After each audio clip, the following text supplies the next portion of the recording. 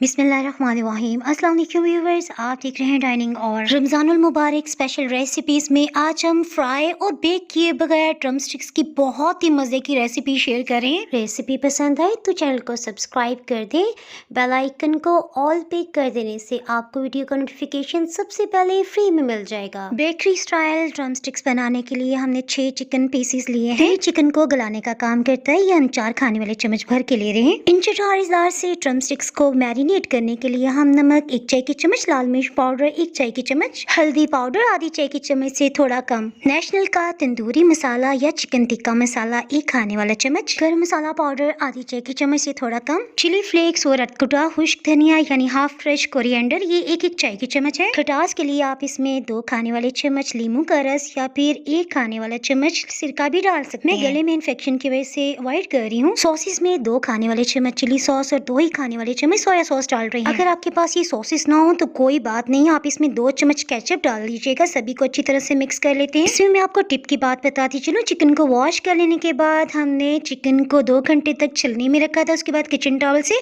खूब अच्छी तरह से खुश्क कर लिया है। चिकन पीसेस पे अच्छी तरह मसाले की कोटिंग कर रहे हैं। चिकन को मैरिनेट कर लेने के बाद कम से कम 2 घंटे तक फ्रिज में लाजमी रखें, इससे फ्लेवर इसके अंदर तक चला जाएगा। चिकन पीसेस को हमने क्योंकि बेक भी नहीं करना और फ्राई भी नहीं करना, सो अब हम इन्हें 70% तक गलाने के लिए एक पैन में पानी डालते हुए स्टैंड रख लेने के बाद छलनी रख रहे हैं। हीट को मीडियम हाई ऑन कर लिया है। चिकन पीसेस को रख लेने के बाद ढक्कन से कवर कर रहे हैं। 10 मिनट्स के बाद जब अच्छी तरह इसके अंदर स्टीम बन गई तो हमने हीट को लो कर दिया। 40 मिनट्स हो चुके हैं, इसे चेक कर लेते हैं। इस स्टेज पे आपके लिए 2 ऑप्शन हैं, चाहे तो जिपलॉक बैग में डाल के इसे फ्रीज कर लें, जब भी दिल चाहे आप निकालें।